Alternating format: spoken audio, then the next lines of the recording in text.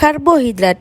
Bahan-bahan yang digunakan untuk uji karbohidrat yang pertama ada nampan plastik, ada biskuit, margarin, tepung terigu, pisang, tahu, telur rebus, gula pasir, kentang, tomat, dan nasi.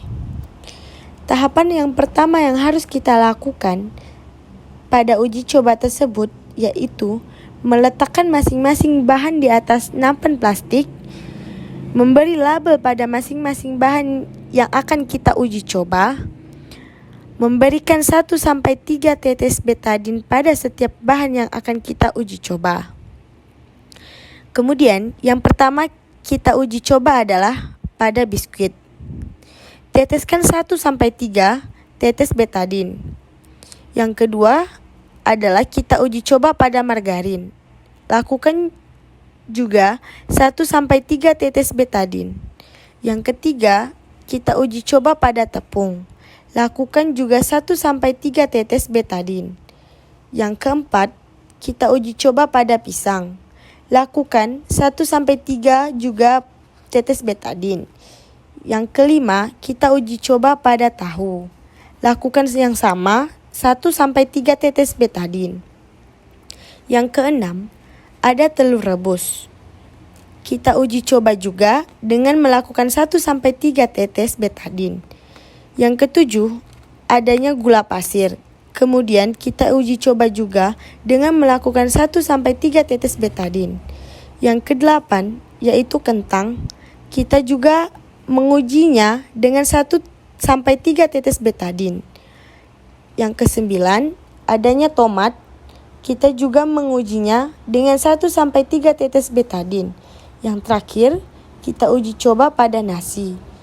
Dan kita lakukan 1-3 tetes betadin juga. Kemudian, kita amati perubahan dari uji coba tersebut. Pada masing-masing bahan makanan yang sudah ditetesi betadin, jika warna tersebut berubah warna, maka bahan tersebut mengandung karbohidrat. Dan jika warna tersebut tidak berubah, warna makanan tersebut tidak mengandung karbohidrat. Kemudian, setelah kita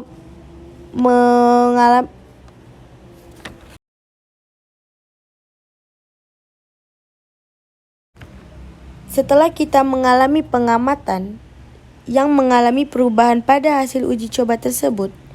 Yang pertama, biskuit mengalami perubahan warna menjadi biru, yang berarti biskuit mengandung karbohidrat. Kemudian, margarin. Margarin tidak mengalami perubahan, jadi margarin tidak mengandung karbohidrat. Yang ketiga, tepung. Tepung mengalami perubahan pada warna, yang berarti tepung mengandung karbohidrat. Yang keempat, adanya pisang. Pisang tidak berubah warna, jadi pisang tidak mengandung karbohidrat. Yang kelima, ada tahu. Tahu juga tidak berubah warna, maka tahu tidak berkarbohidrat. Yang keenam, ada telur. Telur juga tidak berubah warna, jadi dapat disimpulkan telur juga tidak mengandung karbohidrat. Sedangkan gula juga tidak berubah warna, jadi gula tidak mengandung karbohidrat. Sedangkan kentang tidak juga berubah warna, jadi kentang juga tidak mengandung karbohidrat. Kemudian ada tomat. Tomat juga tidak berubah warna, jadi tomat juga tidak mengandung karbohidrat. Yang terakhir, ada nasi. Nasi berubah warna menjadi biru karena nasi mengandung karbohidrat. Jadi dapat disimpulkan yang mengandung karbohidrat adalah biskuit, tepung, dan juga nasi. Sedangkan uji coba pada bahan lain seperti margarin, pisang, tahu, telur, gula, kentang, dan tomat itu tidak mengalami perubahan warna. Jadi, dia tidak mengandung karbohidrat.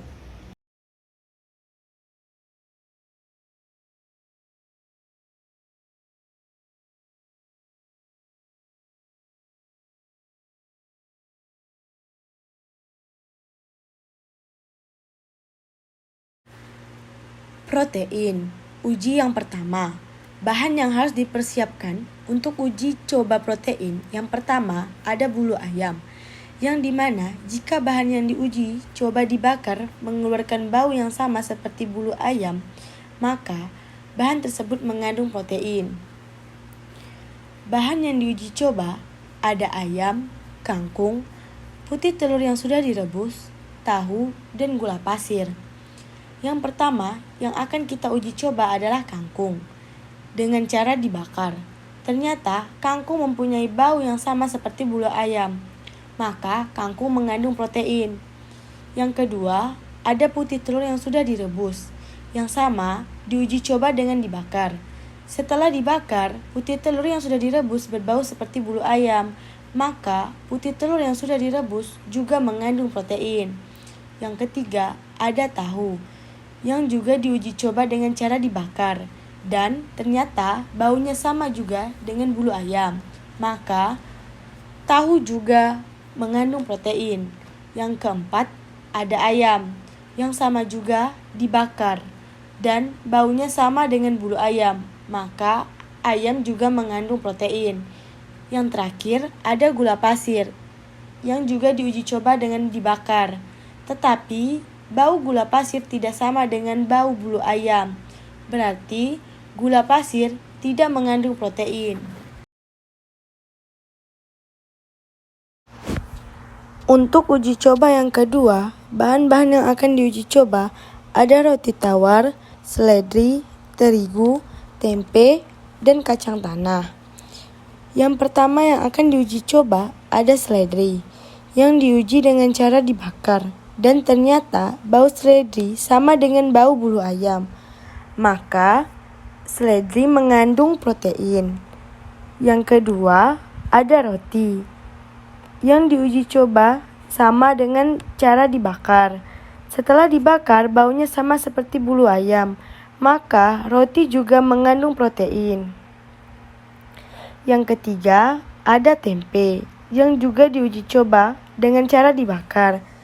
Dan tempe juga berbau seperti bulu ayam, maka tempe juga mengandung protein. Yang keempat, ada kacang tanah, yang juga diuji coba dengan cara dibakar, yang mengeluarkan bau sama seperti bulu ayam, maka kacang tanah pun juga mengandung protein. Yang terakhir, ada terigu, yang juga diuji coba dengan cara dibakar. Tetapi terigu tidak berbau seperti bulu ayam, maka terigu tidak mengandung protein. Dari kedua uji coba yang sudah dilakukan, yang tidak mengandung protein adalah gula pasir dan terigu. Dan semua yang telah diuji coba selain terigu dan gula pasir, semuanya mengandung protein. Kuning telur, larutan gula, putih telur,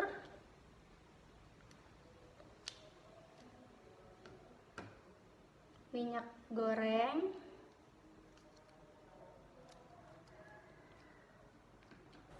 mentega,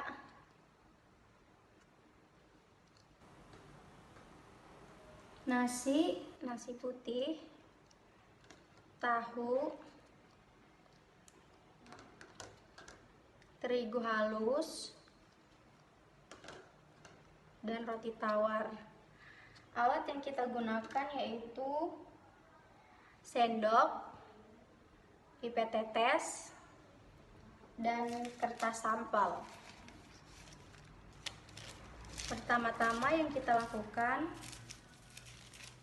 yaitu menghaluskan bahan-bahan yang kasar seperti nasi, tahu, dan bahan-bahan lainnya. Kemudian kita tata kertas sampel. Lakukan yaitu menghaluskan bahan-bahan yang kasar seperti nasi, tahu,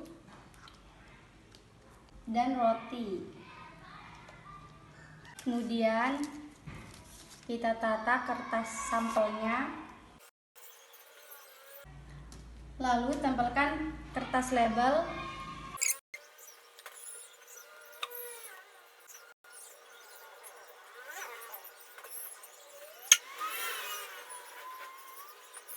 dan letakkan bahan-bahan ke atas kertas sampel.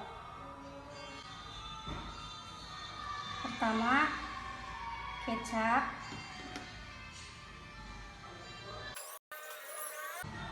kemudian kuning telur, kemudian larutan gula, lalu putih telur, minyak goreng. Bahan-bahan yang tidak cair kita simpan memakai sendok. Nasi, tahu, terigu, roti tawar. Kemudian kita tunggu beberapa saat. Bahan yang memiliki banyak lemak kita bisa lihat dari belakang kertas sampel. Bahan yang memiliki banyak lemak tembus ke belakang kertas sampel dan diserap oleh kertas sampel. Sementara bahan yang tidak memiliki banyak lemak tidak tembus ke belakang kertas sampel.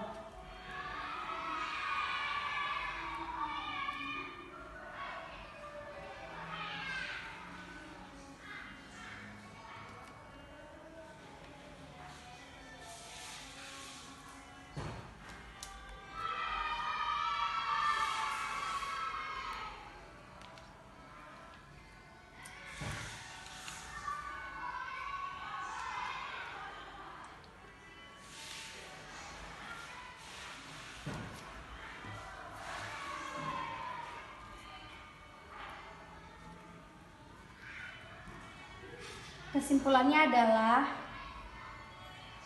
putih telur, minyak goreng, dan mentega memiliki banyak lemak, sementara yang lainnya tidak. Minyak curah 5 sendok.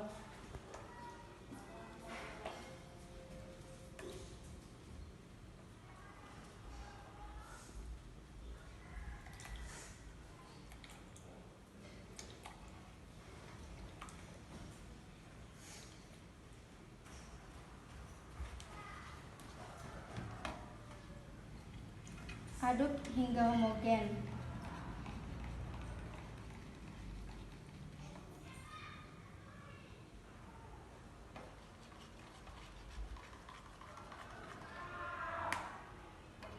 Kemudian sisihkan.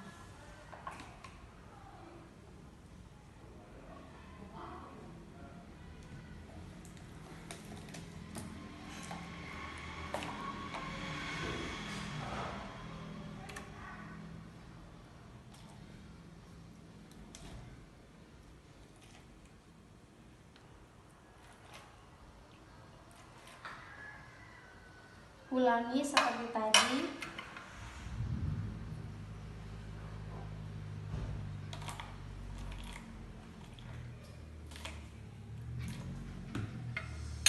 Lalu masukkan minyak kelapa.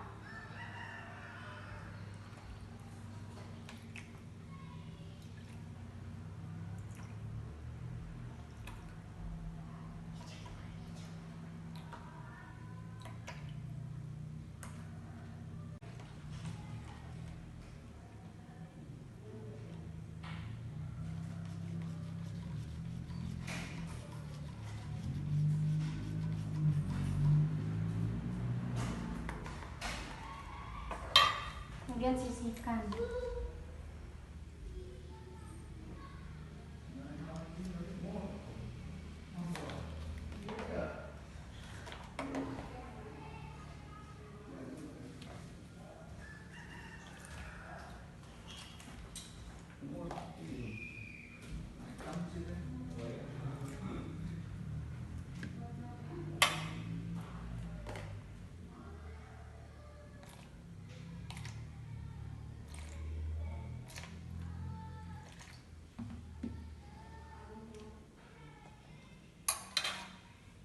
Kemudian kita masukkan minyak kemasan.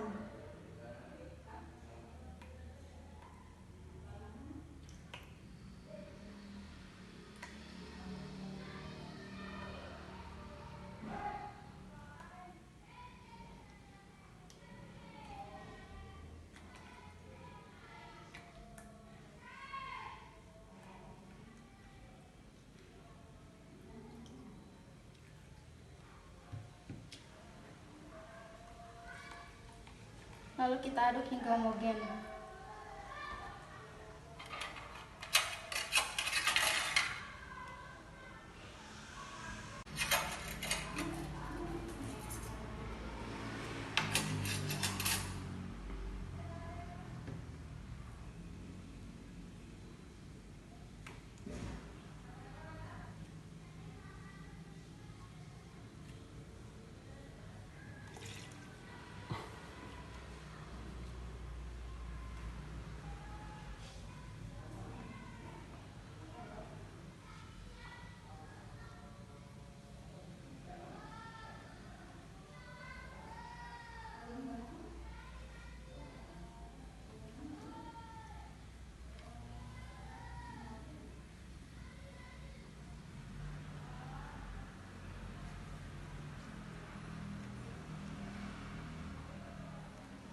Di sini kita bisa lihat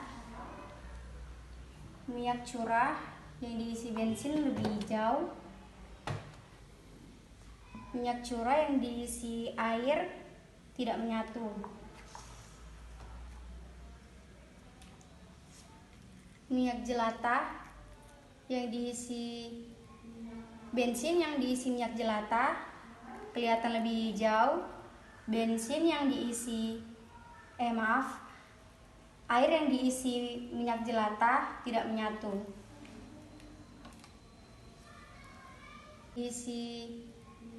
Bensin yang diisi minyak jelantah kelihatan lebih hijau. Bensin yang diisi air yang diisi minyak jelantah tidak menyatu.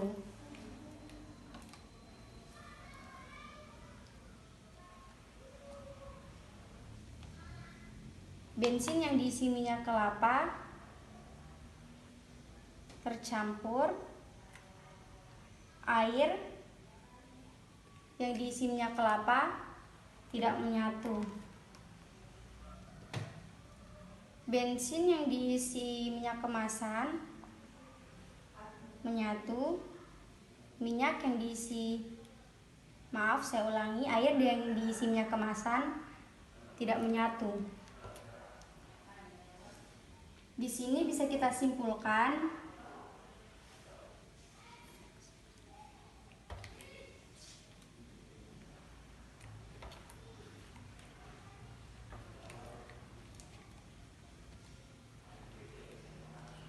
minyak jelantah bensin yang diisi minyak jelantah jauh lebih hijau.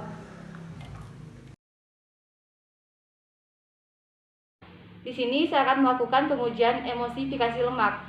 Bahan dan alat yang kita gunakan, yang pertama ada minyak kemasan, kemudian ada aquades, ada larutan sabun, ada air 1 sendok makan, 1 sendok kecil pipet tetes, 2 gelas pertama dan juga gelas kedua. Langkah pertama yaitu memasukkan 5 sendok makan air putih ke dalam gelas pertama dan juga gelas kedua.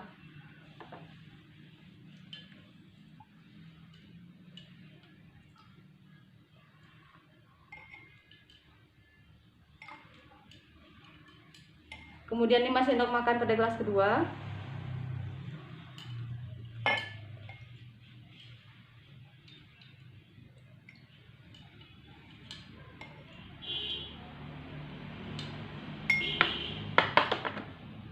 Kemudian pada gelas pertama kita masukkan 5 sendok kecil minyak kemasan.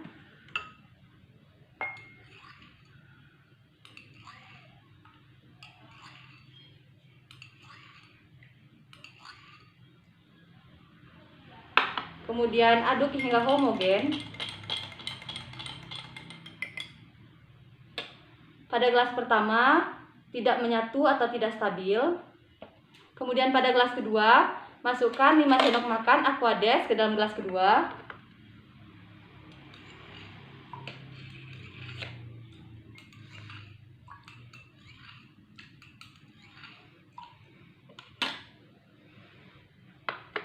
Kemudian masukkan minyak kemasan sebanyak 5 sendok kecil.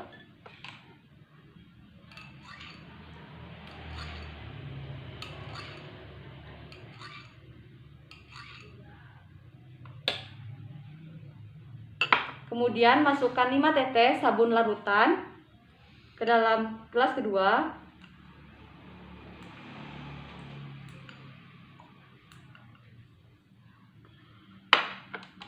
Kemudian aduk hingga homogen.